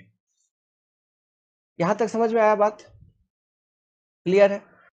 ठीक है, अच्छे से सुनना समझना, बहुत इंपॉर्टेंट कॉन्सेप्ट है। स्ट्रक्चर एनालिसिस में भी ये यूज होता है, वहां पर भी कर्व बीम का केस होता है, आर्चेस वगैरह, वहां पर ये सेम कॉन्सेप्ट यूज होगा ट्रांसवर्स एक्सिस का। आर्चेस में ट्रांसवर्स एक्सिस ऐसा, वहां पे पूरा पूरा तो 3D में बना के दिखाऊंगा, और लेकिन ये समझ जाओ, ठीक है, उसका ट्रांसवर्स एक्सिस वहां पे इंटरनल फोर्स एनालिसिस करके दिखाऊंगा, इसलिए वहां पे 3D में बना के दिखाऊंगा आर्चेस के केस में। लेकिन ट्रांसवर्स एक्सिस का सिग्निफिकेंस आपको समझ में आया, मतलब समझ में आया कि ये कर्व्ड वाले पोर्शन में हम ट्रांसवर्स एक्सिस कैसे देखेंगे। क्लियर है? ये तो इस तरह से दिखा दिया गया है, लेकिन मान लो आपका जो मेंबर है वो ऐसा दिया होता, इस तरह से कर्व्ड है, तो फिर ट्रांसवर्स एक्सिस इसका मैं बोलता तो क्या बोलते तुम? Transverse axis. मान लो कहीं पर भी ये एक्स एक्स ऐसे, ये ट्रांसवर्स एक्सिस है क्या? नहीं, ट्रांसवर्स डायरेक्शन उसका, जिस मेंबर का डायरेक्शन ये है, तो यहां पर ट्रांसवर्स डायरेक्शन इसका जो भी होगा रेडियस के अलॉन्ग होगा। समझ में आ रहा है? इन थीटा डायरेक्शन, मतलब हम क्या करते हैं, ये सेंटर है, यहां से एक एक्सिस हम डिफाइन करते at some angle theta x, ये इसको हम थीटा थीटा एक्सिस बोलते थे। तो ये होता है इसका ट्रांसवर्स एक्सिस। वो वर्टिकल वाला एक्सिस उसका ट्रांसवर्स नहीं होगा, क्योंकि मेंबर आपका कर्व्ड है। रेडियस के along radial direction is your transverse direction here, that is theta. ठीक है, तो एट सम थीटा हमको यहाँ पे ट्रांसवर्स एक्सिस मिल रहा है। समझ गए? आप सीधा ऐसे वर्टिकली कट करेंगे तो ट्रांसवर्स नहीं है, आपको एट सम थीटा डिफाइन करना होगा रेडियल डायरेक्शन, जो कि होगा आपका ट्रांसवर्स एक्सिस। क्लियर है? अब ये जो ट्रांसवर्स एक्सिस है, इस सेक्शन पे, इस थीटा थीटा सेक्शन पे, इसके परपेंडिकुलर, इसके जो परपेंडिकुलर होगा वो होगा उसका नॉर्मल डायरेक्शन, इसके परपेंडिकुलर में। क्लियर है? तो ये सब डायरेक्शन वगैरह ध्यान रखने का बहुत काम का चीज है। चलो, मैंने अपना वाला वो जो डायग्राम बनाया था उसका फोटो पहले से यहाँ पे मतलब कट कर लिया था, उठा के लेते आया। ये हो गया। अब हम लिखते हैं शियर फोर्स। शियर फोर्स, ठीक है? तो पहला shear force in A B portion, shear force in A B, ठीक है? Theta from A O C, transverse axis, ठीक है? तो शियर फोर्स का वैल्यू कितना? S F theta equal to, अब बोलोगे ए बी पोर्सन में शियर फोर्स क्या है? शियर फोर्स एक ही है, यही पी कॉस थीटा, ये वाला, यही तो है। ट्रांसवर्स एक्सिस के अलोंग जो फोर्स है आपका, यही तो फोर्स है, पी कॉस थीटा। तो shear force is nothing but P cos theta in A B. Same अगर बीसी में भी पूछूं तो बीसी में भी शियर फोर्स क्या होगा? वही ट्रांसवर्स एक्सिस के अलोंग, वही फोर्स है आपका पी कॉस थीटा, बीसी में भी। समझ गए बात को? तो शियर फोर्स का एक ही इक्वेशन आपको यहाँ पे देखने को मिल रहा है। ओके, और वो शियर फोर्स का इक्वेशन क्या देखने को मिल रहा है? P cos theta. अब इसमें थीटा का वैल्यू हम जैसे जैसे पुट करते चलेंगे वैसे वैसे हमको शियर फोर्स मिलता हुआ चलेगा। तो for theta equal to 0 degree, मतलब shear force at A equal to क्या मिलेगा? थीटा इक्वल टू 0, मतलब कॉस 0 का वैल्यू क्या होता है? Cos 0 is equal to 1। फिर cos 90 degree is equal to 0, cos 180 degree is equal to -1। तो theta equal to 0, shear force at A is equal to plus P. Theta equal to 90 degree, मतलब shear force at B is 0। Theta equal to 180 degree, मतलब shear force at C is -p। तो ये हो गया shear force, ठीक है? ये हो गया शियर फोर्स, और इसका वेरिएशन क्या है? कोसाइन, ट्रिग्नोमेट्रिक वेरिएशन है, कर्व होगा ऑब्वियसली, कोसाइन टाइप का, लीनियर तो होगा नहीं। ओके, कर्व वेरिएशन होगा। इसका डायग्राम मैं आपको बना के दिखाऊंगा। तो this is your shear force. इस तरह से हम शियर फोर्स निकाल लिए पॉइंट ए पे, पॉइंट बी पे और पॉइंट सी पे। क्लियर है? और ये वेरी कर ही रहा है, क्योंकि शियर फोर्स एट ए था पी, फिर पॉइंट बी पे 0 हो गया, फिर पॉइंट सी पे -p हो गया, मतलब ये वेरी कर रहा है। ठीक है, वेरिएशन है शियर फोर्स का। शियर फोर्स मेंबर में कांस्टेंट नहीं है, इट इज वेरिंग। ये चीज भी आपको ध्यान रखना चाहिए यहाँ पर। अब चलिए बेंडिंग मोमेंट का लिखते हैं। तो बेंडिंग मोमेंट का इक्वेशन लिखेंगे। अब इस पॉइंट पे बेंडिंग मोमेंट हमको लिखना है, ये वाला जो पॉइंट है जो ग्रीन में मार्क कर रहा हूं यहाँ पर मेंबर में। तो लेट्स सपोज वहां पे m थीटा बेंडिंग मोमेंट, ठीक है? थीटा फ्रॉम ए ओ सी आपने डिफाइन कर रखा है। तो सबसे पहले देखो बेंडिंग मोमेंट क्या होता है? ट्रांसवर्स फोर्स इनटू डिस्टेंस, मतलब इस पॉइंट पे। तो ये देखो पी कॉस थीटा जो फोर्स है, ये कितने डिस्टेंस पे है? नॉर्मल डिस्टेंस कितना है? r sine theta. तो मैं लिखूंगा, और इसके कारण मोमेंट जो भी है, आपको ये मोमेंट क्लॉकवाइज बन रहा है, इस पॉइंट पे देखो P cos theta into R sine theta, clockwise movement, P cos theta into R sine theta, diagram को देखते चलो, ठीक है। तो इसको मैं पॉजिटिव में लेता हूं क्लॉकवाइज को, लेट सपोज। अब देखो ये पी साइन थीटा के कारण भी इस पॉइंट पे, ये जो ग्रीन वाला पॉइंट मैंने मार्क किया, फिर से एक बार बड़ा कर देता हूं, यहां पर मूवमेंट आएगी। क्यों?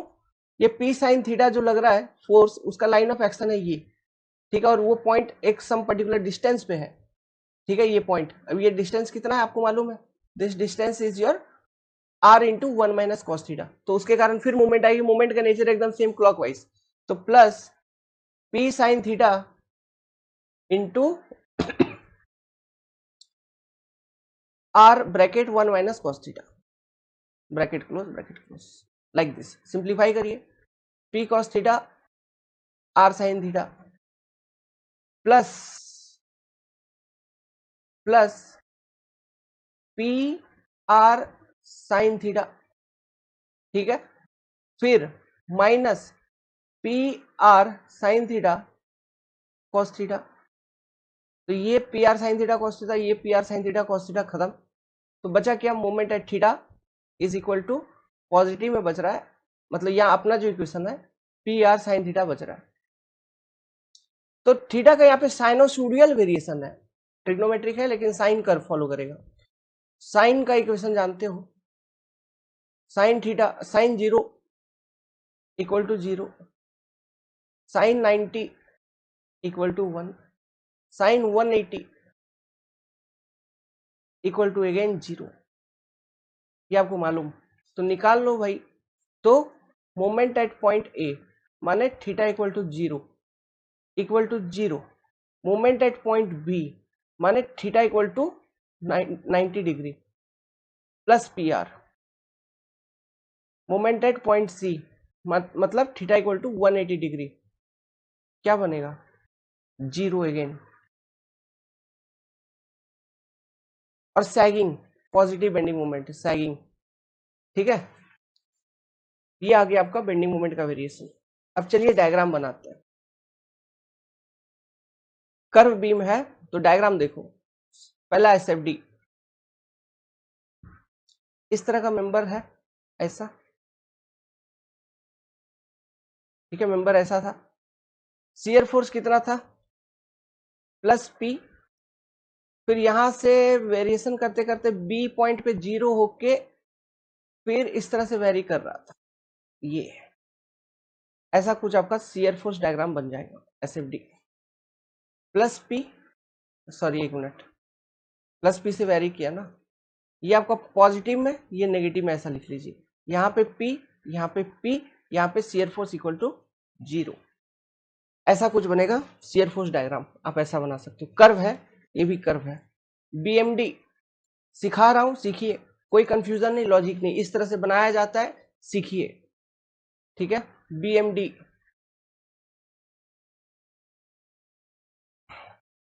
कर्व बीम, ठीक है।